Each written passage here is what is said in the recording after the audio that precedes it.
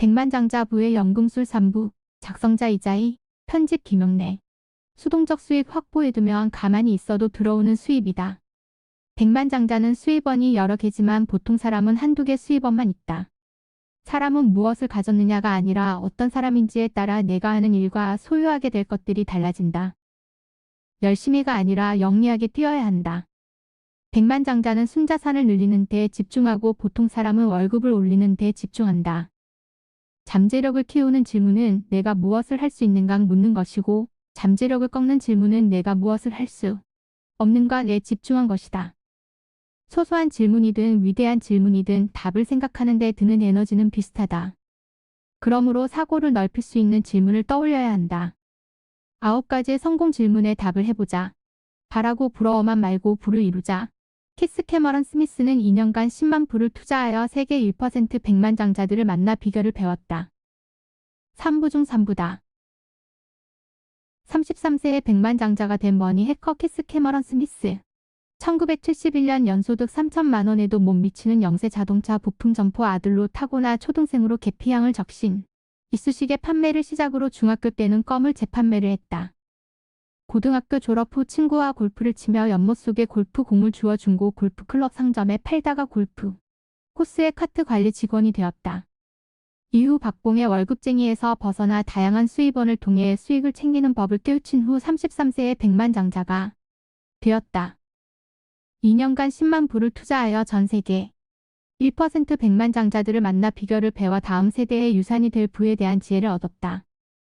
10여 권의 책을 펴내고 5년간 라디오 프로그램 진실의 불꽃을 진행했었다. 현재는 미국 전역을 다니며 강연을 통해 부의 마인드를 전파하고 있다. 스스로 부자가 되기 위해 노력했던 사람들, 스스로 시행착오를 거쳐 백만장자가 된 사람들. 시대를 초월해 수없이 많은 백만장자들의 위대한 지혜가 담긴 책을 읽는 것은 성공을 일구는 중요한 비법이다. 3. 다양한 수입원을 확보하라. 백만장자는 수입원이 여러 개지만 보통 사람은 한두 개 수입원만 있다. 여러 개의 수입원을 확보하는 비결은 바로 수동적 소득이다. 수동적이란 일을 할 필요가 없다는 뜻이 아니다. 관리와 운영의 시간과 수고를 최대한 적게 들인다는 의미다. 돈을 물고기라고 생각해보자. 만약 낚싯대가 2개라면 물고기를 더 많이 잡을 수 있지 않을까? 당연한 소리다. 물고기를 잡을 확률이 높아진다. 그렇다면 낚싯대가 5개라면 들이온 낚싯대가 많을수록 잡을 확률은 물론 잡을 수 있는 물고기 수도 많아진다. 수입원과 돈의 관계도 같다. 한 가지 일에만 몰두해 백만장자의 반열에 오른 사람이 한 명이라면 다양한 수입원으로 경제적 자유를 얻은 백만장자는 12명쯤 된다고 보면 된다. 대부분 수입원을 다양하게 늘리지 못하는 큰 걸림돌은 뭐든지 자신이 직접 해야 한다는 생각 때문이다. 그뿐 아니라 자신 외에 다른 사람이 내 일을 대신할 수 없다는 믿음은 상당히 교만한 발상이다. 백만장자는 세상에는 재능이 넘치는 사람들로 가득하다는 것을 안다. 자신만큼 또는 자신보다 더 나은 사람을 구할 수 있다고 믿는다. 절대 혼자 일하지 않고 다양한 사람과 잘 어우러지고 일하게 만드는 능력을 갖고 있고 이 덕분에 큰 이득을 얻는다. 하지만 이런 능력은 단숨에 얻을 수 있는 것이 아니다. 상호 협업하려면 서로 신뢰하는 환경을 조성해야 한다.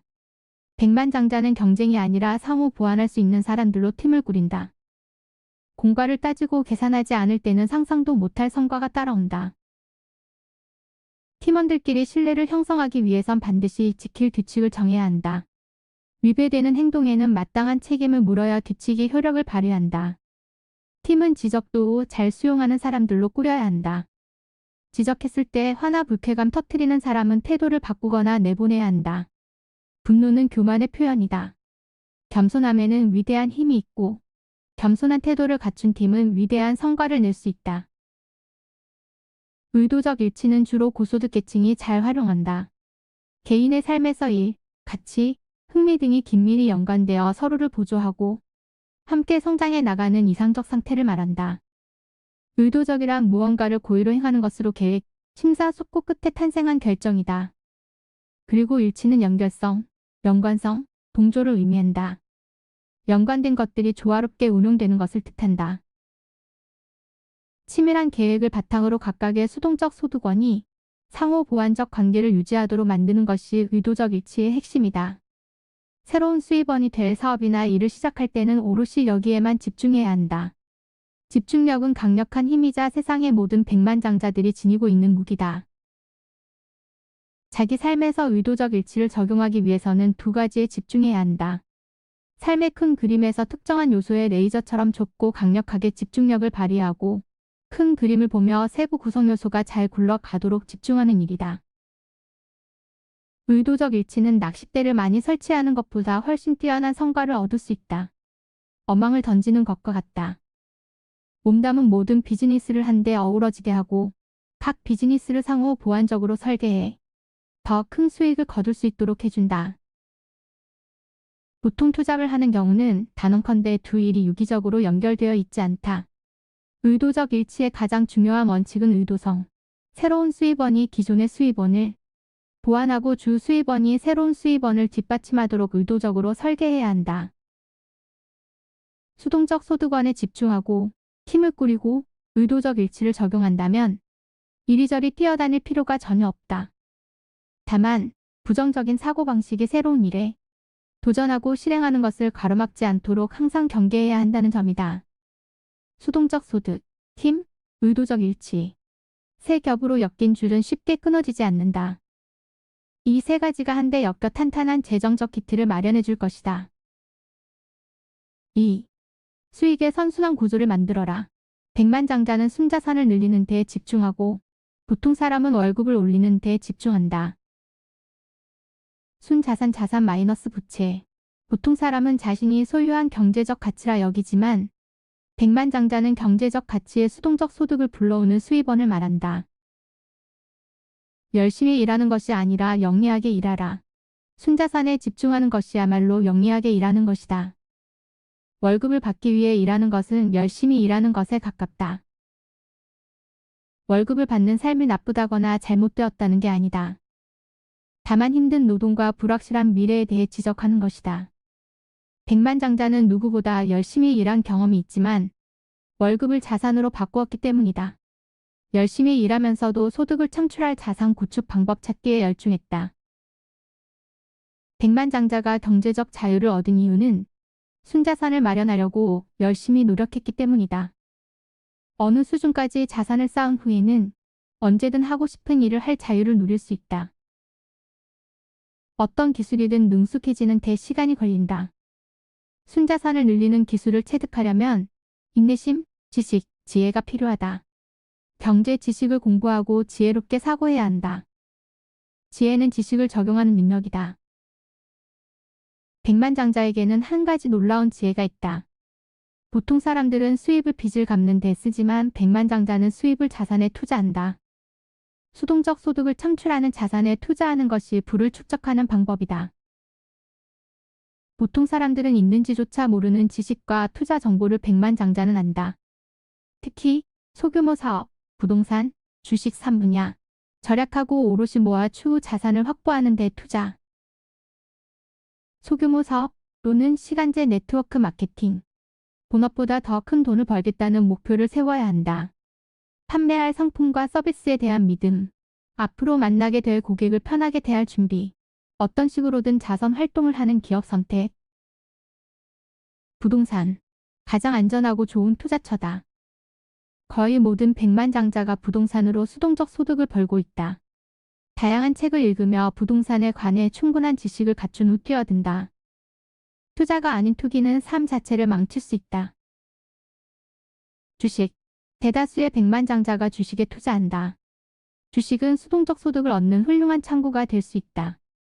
충분한 지식이 없다면 주식 역시 상당히 위험하다. 소규모 사업, 부동산과 같이 주식도 나름의 위험이 있다. 그러나 관련 지식이 늘어날수록 위험 또한 크게 낮아진다. 대부분의 사람은 순자산을 살필 생각조차 하지 않는다. 백만장자는 돈을 저축하지 않는다. 다만 꾸준히 황금알을 낳는 거위를 여러 마리 갖고 있을 뿐이다. 저축에 집착하면 급할 때마다 모아둔 돈을 허물어 쓰게 된다. 반면 백만장자는 황금알을 낳는 거위가 건강한지 항상 살핀다.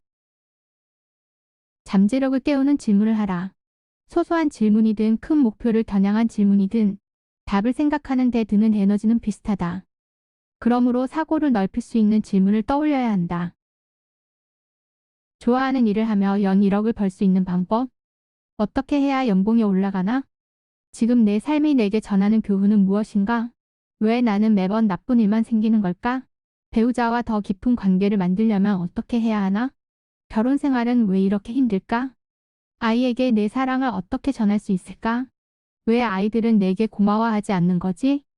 건강을 유지하려면 어떤 운동을 할까? 다이어트는 왜 이렇게 힘든 걸까? 25% 이상 수익을 얻으려면 누구에게 물어봐야 할까? 돈을 모으는 게 왜 이렇게 어려울까? 마음의 평안을 얻기 위해선 어떻게 해야 하나? 왜 이렇게 매일 스트레스를 받는 거지? 자, 이제 이해가 되는가? 드는 에너지는 똑같다. 잠재력을 키우는 질문은 내가 무엇을 할 수 있는가 묻는 것이고, 잠재력을 꺾는 질문은 내가 무엇을 할 수 없는가에 집중한 것이다. 공은 목적지이자 여정이다. 백만장자는 자기 자신에게 묻는 질문을 의도적으로 수정한다. 이를 통해 자신의 생각을 통제한다. 더 큰 성공을 성취하도록 자신의 사고방식을 끊임없이 훈련한다. 9가지 성공 질문 명확하고 구체적인 답 찾기. 나는 어떤 사람이 되고 싶은가? 그 이유는 무엇인가?